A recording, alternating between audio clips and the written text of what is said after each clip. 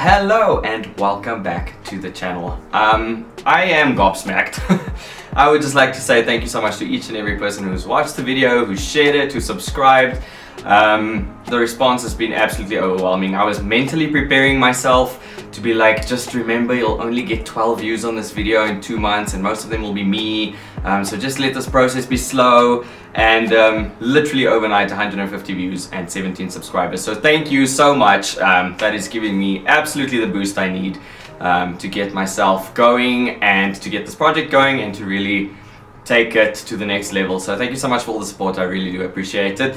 And yeah, here you go. This is the second video, so let's get into it. Basically, when we started the DIY project, I wanted to start in our room because it was an absolute mess. We still had our single beds from our previous apartments that we lived in separately. We had so much stuff, we didn't know what to do with it, where to put it, where to store it, what to get rid of, what to keep. So it honestly was just all over everywhere, and so I just wanted to make sure that the bedroom is a calm and peaceful oasis for us to escape to. And so the first thing we obviously needed is a bed. We went to the best person we could obviously find, which was Merrick from Great Beds, and he hooked us up with an amazing king-size bed that really just fills up the space. So thanks to Merrick, we have a great bed, literally. And here's a picture of Merrick showing us that our bed is ready to be delivered. So looking at the designs for what I wanted to do for the DIY, I knew exactly what I wanted to get into because I'd been on Pinterest so many times to try and see what we can do. And I looked at all these videos and I was like, you can do so much with just a bit of paneling. And it just blew my mind that we were able to, you know, DIY the whole project with a little bit of wood and some paint. I went for the squares because I kind of liked the symmetry of everything and it just makes the space feel a lot bigger. When it came to choosing the color for the panel wall, it was also super easy because again I was Pinteresting and I saw this olive green and I just fell in love with it immediately, basically, which was weird because I never thought that I would have a green wall or anything green in my house. It's not really in my color palette normally, but this particular olive green was my entire life. And thanks to the people at Leroy Merlin who helped us out a little bit, we got the right green, which is this pastel olive green that we were looking for, because when Esty and I went to Leroy Merlin looking at the swatches, yeah, I think we would have gone for a kindergarten green by accident and not this green, which would have come out as an absolute atrocity. Choco's back! Guess who's back? Back again. I think he just wants to star in the video. I don't know what's happening at this point. So, on to the serious DIY talk. How did we do it? Get to the point, Reino. Up until the morning that we decided to go and buy all the supplies, I still had absolutely no idea what I was doing.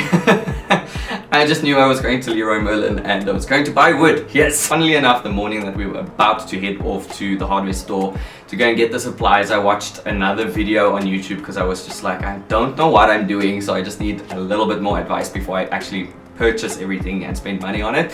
And then I came across this video of this lady who was using a product called No More Nails, which I did not know existed, but it saved my life. In my mind, I was actually gonna drill every single hole into the wall. If I had to drill in all of those holes, I would still be busy with the wall.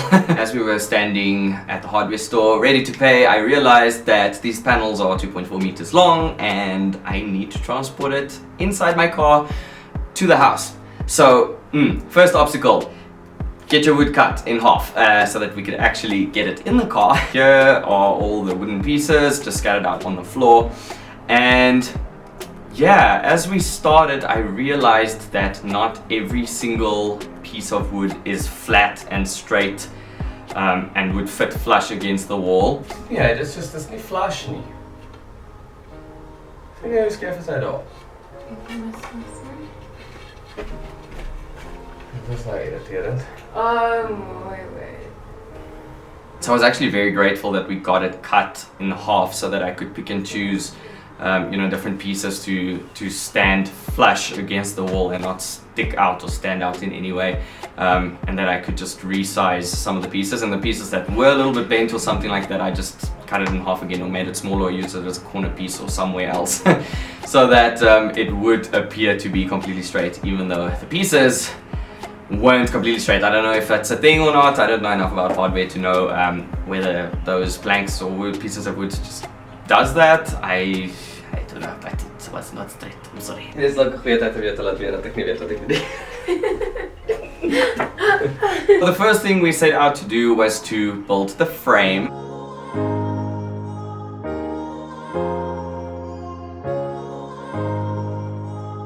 When a plan comes together. Sê hulle as hulle een plankie plak. Maar ons het soos 3000 plankies op gegaan.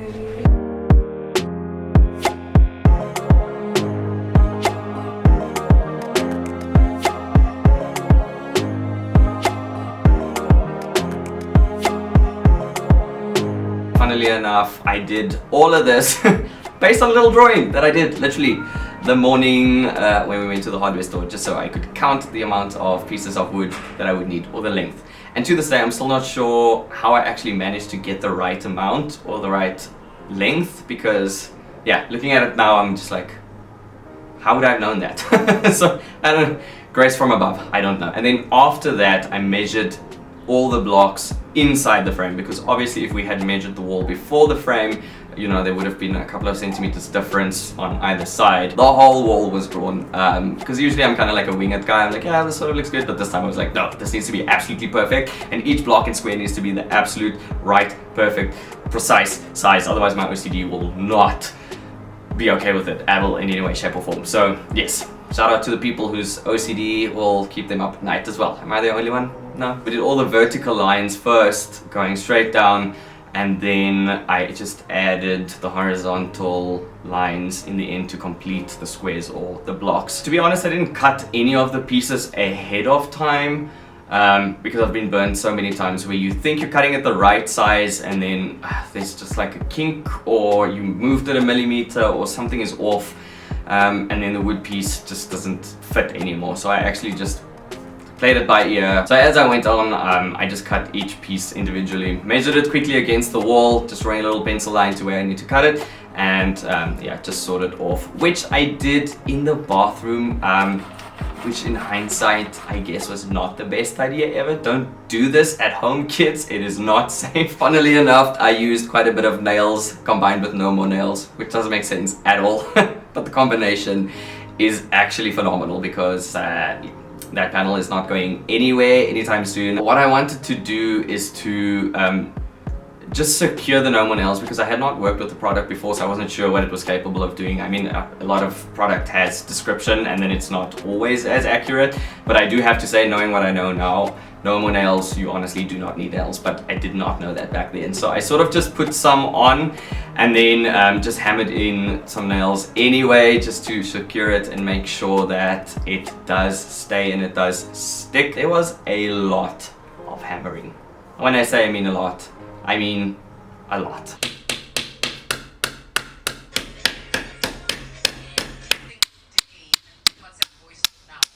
Probably drove these neighbors insane, and we were the new kids on the block, so sorry neighbors, but yeah, I mean, it's all worth it now.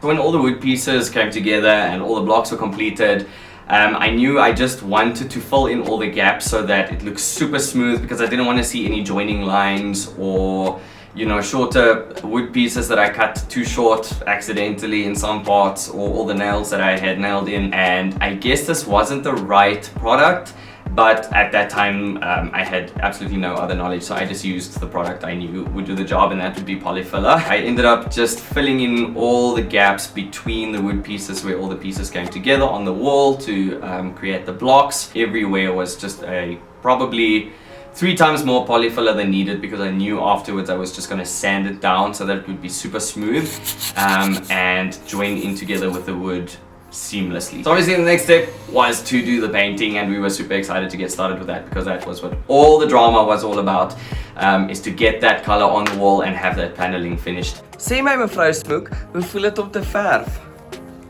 Dit voel heerlik om te verf. Verheug dit jou siel? Dit verheug my siel. Ag, ek is so kinderlik opgewonde om dit te hoor. Wow! Wowie! Wow! I think we did 2 coats on the wall, which was enough. And honestly, when we put the second coat on, and all the paint had set in. It was just phenomenal standing back and looking at the wall, and it was like, we did it. We actually did it, because yeah, there was just a lot of times during this project that I was just like, I don't know if this is gonna work. As something cute, because we always see these things online as well, we just put our names and the date on the wall when we completed the project, so that whoever moves into the house in, let's say, a decade, when we move out or sell the place, then the next person renovating will see that as well. I don't know, I just thought it would be a cute little touch, and maybe the start of where Fishy&Guava started. Now that the wall was completed, we had to do everything else, which was decorating the rest of the bedroom.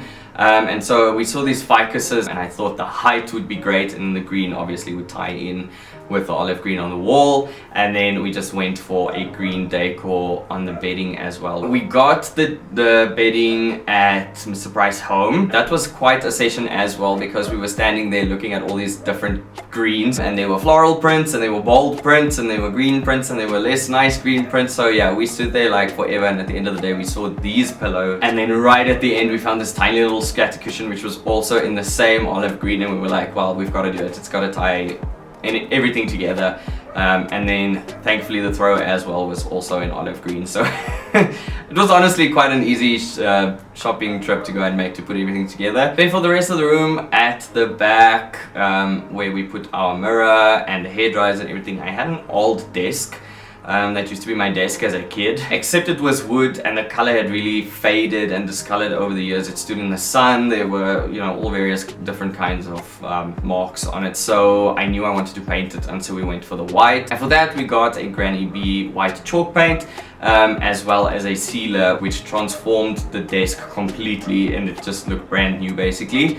Then we also had this mirror that Esty had in her flat before we moved in, but it was kind of like blue gold, it had like a marble finish, which wasn't gonna work at all. So I got a matte black spray paint, and I just spray painted the frame, and when we put all of that together, it just worked. Also found the pampas at Mr. Price home, and then I just had some decor pieces left from my previous flat as well, and we just threw everything together there. So that is sort of the starting point for that. I'm not sure if it's finished yet, but it definitely does look a lot better. So yeah, that is how we put the bedroom together. We could not be any happier. And as I said, I'm still gobsmacked that we managed to pull this off. I'm so not a handyman at all. But I think I've learned a couple of skills throughout this process. And so that is our bedroom tale. So stick around, stay tuned. Please like, subscribe, share the video to someone you think may be able to use some of our tips for the bedroom, or perhaps any other place in the house. And yeah, next up will be one of the other rooms in the house, which I'm still not sure of what I'm going to share next. So stay tuned and make sure you subscribe to this channel and click that bell for notifications so that you do not miss when we do upload another video. Again, thank you so much for watching. Thank you so much for supporting. I think this project is a lot more exciting with engagement and a lot of people watching the video and commenting on when we see you in person. So thank you so much. Keep doing that so that we can stay motivated, and yeah, we are just so super grateful that you are on this journey with us, and I'll see you for the next one. Check you then.